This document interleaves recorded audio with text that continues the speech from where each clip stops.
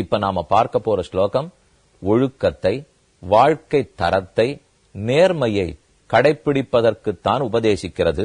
அழகான ஸ்லோகம். ஜிதா சபா வஸ்திரவதா மிஷ்டாஷா கோமதா ஜிதா அத்வாஜிதோ யானவதா சர்வம் ஷீலவதா ஜிதம். ஒழுக்கமுடையவனாலே அனைத்துமே ஜெயிக்கப்பட்டது. ஒருத்தர் இடத்துல ஒழுக்கம் இருந்துருத்துனா அவர் எல்லாத்தையும் ஜெயிச்சுடுறாராம். சரி சுவாமி, ஒழுக்கம் இருந்தா எல்லாத்தையும் ஜெயிச்சுடுறார், மத்ததெல்லாத்தையும் ஜெயிக்கிறதுக்கு என்ன வேணும்? இது இருந்தா இதை ஜெயிச்சிருவார், இது இருந்தா இதை ஜெயிச்சிருவார், இது இருந்தா இதை ஜெயிச்சிருவார். ஒழுக்கம் இருந்துடுத்து எல்லாத்தையுமே ஜெயிச்சுடலாம். அப்ப ஒன்னொன்னு சாப்பிட்டா அதது சாப்பிட்டா மாதிரி இருக்கும்.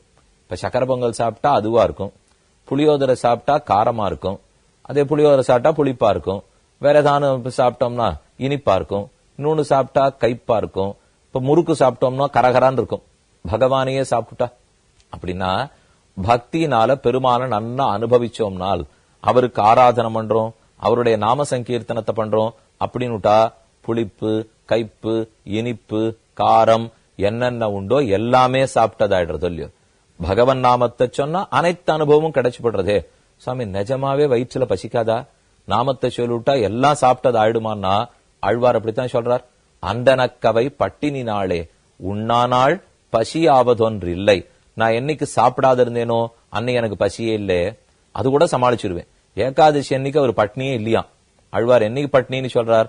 பெருமானுடைய நாமங்களை என்னைக்கு சொல்லலையோ, அவனுடைய உருவத்தை என்னைக்கு தரிசிக்கலையோ, அவனுடைய குணத்தை என்னைக்கு நான் அனுபவிக்காத போயிட்டேனோ அன்றனக்கவை பட்டினி நாளே. அப்ப பெருமானை யார் அனுபவித்து விட்டானோ அவன் அனைத்தையும் அடைந்தவன் ஆகிறான். தனம் மதியம் தவ பாத பங்கஜம்னு ஆளவந்தார் தெரிவிக்கிறார். அப்ப அவர் கிடைச்சுட்டா மத்ததெல்லாம் துச்சமாயிடுறது, அவர் அனுபவிச்சுட்டோம்னா எல்லாத்தையுமே அனுபவிச்சதாயிடுறது. அத போலதான் இப்ப சொல்ல வரார், ஒழுக்கம் இருந்துடுத்துனால் எல்லாவற்றையும் ஜெயிக்கிறான். சரி, எல்லாத்தையும் ஜெயிக்கணும்னா ஒழுக்கம் வேணும்.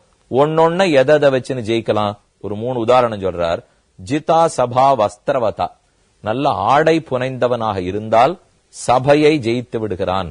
பல படித்தவர்கள், பண்டிதர்கள், ரொம்ப மெத்த படிச்சவா, நன்னா பாட்டு தெரிஞ்சவா, நாட்டின் தெரிஞ்சவா, வாத திறமை இருக்கிறவா, இப்படி பல பேர் சபையில் இருப்பாளோ இல்லையோ, நல்ல ஆடை அணிந்து கொண்டு வந்தால் அவன் முதல்ல சபையினுடைய கண்ணை ஈர்த்து ஜெயிச்சிருவான். அடுத்து மிஷ்டாஷா கோமதா ஜிதா, சாப்பிடணும்னு பல பேருக்கு ஆசை இருக்கு பாருங்க.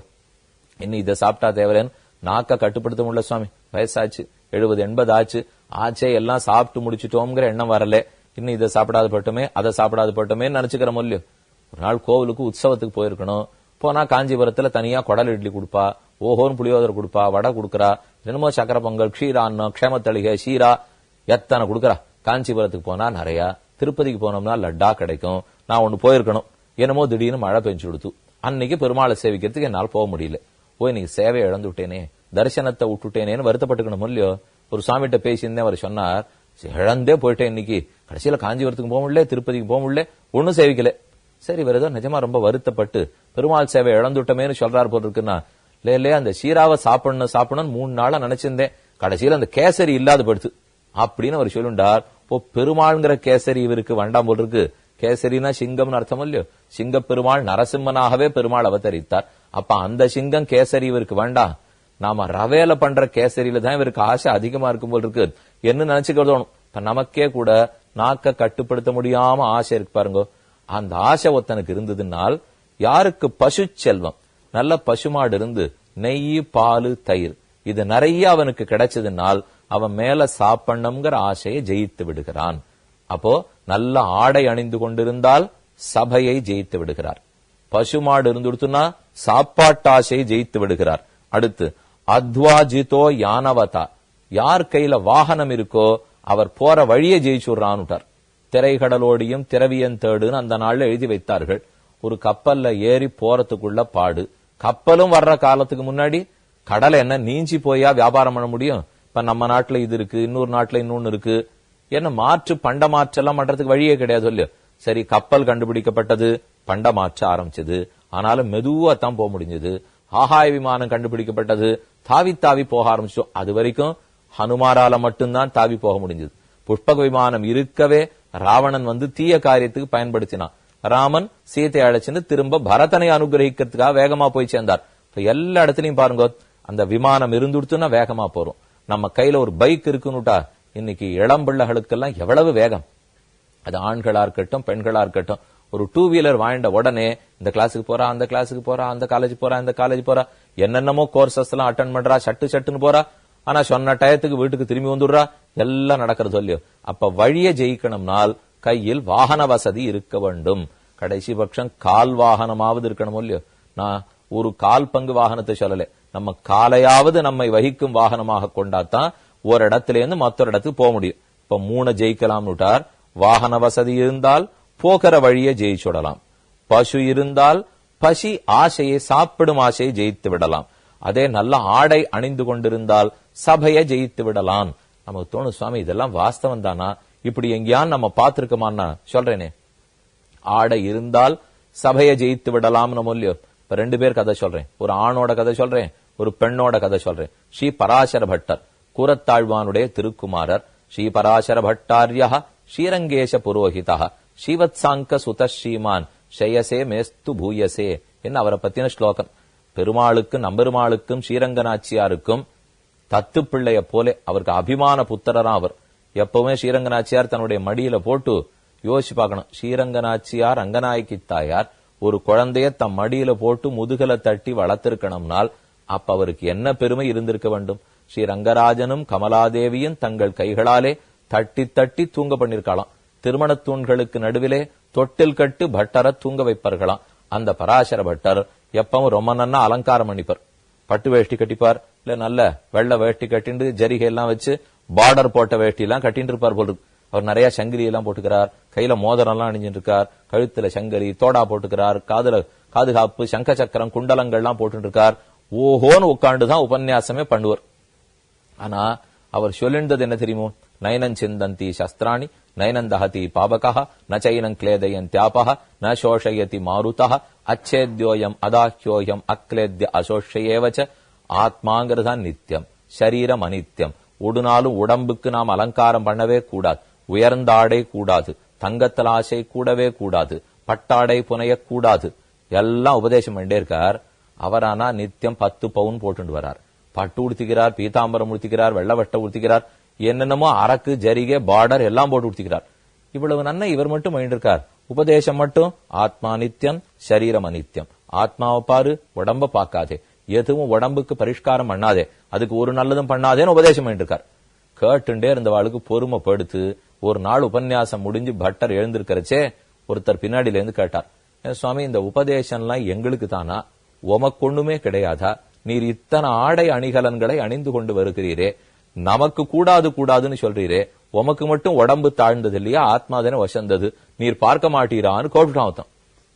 பட்டர் ரொம்ப சிரிச்சுட்டே சமாதானம் சொன்னார், வாஸ்தவம் தான் நீ சொல்றது, ஆனா நான் இந்த உடம்புக்கு எதுக்காக ஆடையை நன்னா போட்டு வைக்கிறேன் தெரியுமோ, இந்த உடம்பை பகவான் வசிக்க கூடி இடமாக கொண்டிருக்கிறேன். இளங்கோயில் கைவிடேல்னு ஆழ்வாருடைய பாசுரம். பக்தானாம் யத் வபுஷி தஹரம் பண்டிதம் புண்டரீகம்னு கூரத்தாழ்வான் தெரிவிக்கிறார். பக்தர்களுடைய உள்ளம், பக்தர்களுடைய திருமேனி, அதையே தனக்கு கோயிலாக பெருமாள் கொண்டிருக்கிறார். அப்ப பக்தர்களிடத்தில் இருக்கிறதே தனக்கு கோவில்னு பெருமாள் கொண்டிருந்தா, பெருமாள் வசிக்கிற இடத்துக்கு நன்னா அலங்காரம் பண்ணணுமா இல்லையா? வெள்ளை அடிச்சு வைக்கணும், தோரணம் கட்டணும், மாவலை கட்டணும், நன்னா புஷ்பத்தால் அலங்காரம் பண்ணி வைக்கணும், சந்தனம் பூசணும், வாசன திரவியங்கள் போடணும், கோலம் போடணும், விளக்கேத்தி வைக்கணுமே. எல்லாம் இருக்கிற இடத்துக்கு தானே பெருமாள் இடத்துக்கு வருவார். இப்ப இந்த உடம்புக்குள்ள பெருமாள் இருக்காருன்னு சொன்னா அப்ப அவர் வசிக்கும் கோவிலுக்கு இத்தனை அலங்காரமும் பண்ணித்தானே ஆனும். இப்ப நமக்கு சந்தேகம் வந்துடும், சாமி உடம்புக்கு அலங்காரம் பண்ணணுங்கிறீளா இல்ல உடம்ப கண்டுகொள்ள கூடாதுங்கிறீளா? ஒரு பக்கமானா உடம்பையே கணிசிக்காதே, அது தாழ்ந்தது. மரம் சிவர் மதிலெடுத்து மருமக்கே வெறும பூண்டு புறம் சிவர் ஓட்டை மாடம் பொருளும்போது அறியமாட்டின்னு தொண்டரடிப்படி ஆழ்வார் பாசுரம். இது என்னைக்கு கீழே விழும்னு தெரியாது, இதுக்கு ஒன்னும் அலங்காரமே பண்ணாதீங்கோ, இதுக்கு களிம்பெல்லாம் பூசிக்காதீங்கிறார் அவர். இன்னைக்கு களிம்பு இல்ல, இந்த கிரீம் எல்லாம் இல்லேன்னு சொல்லிட்டுனா நம்ம பாடு கதி அதோ கதி தான். ஏன்னா நமக்கு அதை வச்சுட்டு தான் ஏதோ கொஞ்சம் முன்னாடி வந்துட்டு இருக்கோம். முகத்துல எல்லாம் நிறைய பூசிக்கணும், அப்புறம் தான் பாக்குறாப்புல இருக்கும். உடம்பு முழுக்க பூசிக்கிறோம், அப்பதான் சரி இவர் கொஞ்சம் பார்க்கலாம் அப்படிங்கிற அளவுக்கு வருதுன்னா ஒன்னும் இல்லை. அதெல்லாம் நம்மள நாமளே வேணா கொஞ்ச நேரத்துக்கு ஏமாத்திக்கலாமே தவிர அகத்தின் அழகுதான் எப்பவுமே. மனசு சுத்தமா இருக்கணும், தூயதா இருக்கணும், ஆத்மா சுத்தனா இருக்கணும், தூயவனா இருக்கணும், பக்தி எப்பவும் இருக்கணும். இருந்துடுத்துனா தன்னடையே முகத்துல ஒளி தரும். எத்தனையோ ரிஷிகளை பாக்குறோம். இந்த நாட்டுல வாழக்கூடிய எத்தனை மகான்களை நம்ம தரிசிக்கிறோம். அவளை சித்திர ரூபத்துல தரிசிக்கிறோம், நேரையே தரிசிக்கிறோம். அவ என்ன இதெல்லாத்தையும் பூசின்னு வந்து அலங்காரம் பண்ணிருக்கா. ஆனா நன்னா பாருங்க, பளிச்சுன்னு இருக்காளோ இல்லையோ. ஏன் கொஞ்ச நாள் முன்னாடி வரைக்கும், ஒரு 50 வருஷத்துக்கு முன்னாடி பார்த்தேன்னா 40 வயசு ஆற வரைக்கும் முகத்துல இளமா மாறவே மாறாது. ஆனா இன்னைக்கு நமக்கெல்லாம் 30 வயசு ஆரச்சேவே முதிர்ச்சி வர ஆரம்பிச்சுடுறது. ஆனா நம்ம பூசிக்கிறது இன்னொருத்தர் ஆறு அந்த நாள்ல பூசின்றதே கிடையாது. ஏன் சுவாமின்னா, மனது தூய்மையா இருந்தா போறாதா? மேல அவர்கள்லாம் உடல் உழைப்பு நன்னா இருந்தது, உடற்பயிற்சி இருந்தது, எல்லாம் ரொம்ப உபகரணங்கள் மாடர்ன் எக்யூப்மெண்ட்ஸ் எல்லாம் ஒண்ணும் கிடையாது. அதனால வாழ்க்கை ரொம்ப லேசா இருந்தது. எதை பத்தியும் ஓஹோன்னு கவலைப்பட்டுக்க வேண்டாம். இந்த இன்வெஸ்ட்மெண்ட் என்னாச்சோ, அந்த இன்வெஸ்ட்மெண்ட் என்னாச்சோ என்று பயப்பட வேண்டிய தேவை கிடையாது. பக்தி இருந்தது, நிம்மதியா இருந்துட்டா. இப்பவும் நாம இருக்கலாம். அவ அப்பதான் இருக்கணும். 50 வருஷத்துக்கு முன்னாடி தான் பக்தி, இப்ப இல்ல. அன்னைக்கு இருந்தவாள்லாம் வசதி, நீங்க நாடே கட்டுப்படுத்து, இந்த மாதிரி நம்ம லேமெண்ட் பண்றதுக்கு தேவையே கிடையாது. இப்பவும் நாம நன்னா இருக்கலாம். அதே பக்தி தேவை, அதே பெருமானுடைய திருவடிகளில் நமக்கு உறுதி தேவை. அப்படி இருந்துட்டோம்னா எதையுமே பூசிக்கிறதுக்கு வேண்டாம் இல்லையோ. ஆள் பாதி ஆடை பாதின்னு சொல்றமேனால், இந்த ஆடையை எதனால நம்ம புனைய வேண்டும் என்னால், நமக்கென்றல்ல, இந்த தாழ்ந்த உடலுக்கென்றல்ல, பெருமான் வசிக்க கூடிய கோவில். அவர் உள்ள இருக்காரு இல்லையோ. ஆனா அதுல என்ன முக்கியம்? இப்போ இதுக்கு அலங்காரம் பண்றதை விட பெருமாள் வசிக்கிற என் உடம்புங்கிற புத்தி முக்கியம். எங்கேயோ இல்ல பெருமாள், அவர் அங்க கோவில்ல இருக்கிறது இருக்கட்டும், இந்த உடம்பையே கோயிலாக கொண்டிருக்கிறான். விஸ்வஸ்ய ஆயத்தனம் மகத்துன்னு உபனிஷத்து கூறுகிறது. எல்லாவிடத்திலும் பகவான் இருப்பார். எனக்குள் இருக்கிறதுல ரொம்ப திருப்தி படுறார். பக்தானாம் யத் வபுஷி தஹரம். அப்ப பராசர பட்டர் என்ன தெரிவித்தார்? என் உடம்புக்கு நான் ஆடை அணிவிக்கிறேன்னு சொன்னா மத்த எதற்காகவும் அல்ல, பெருமான் கோயில் கொண்டிருக்கும் இடம் அப்படிங்கிறதுக்காக.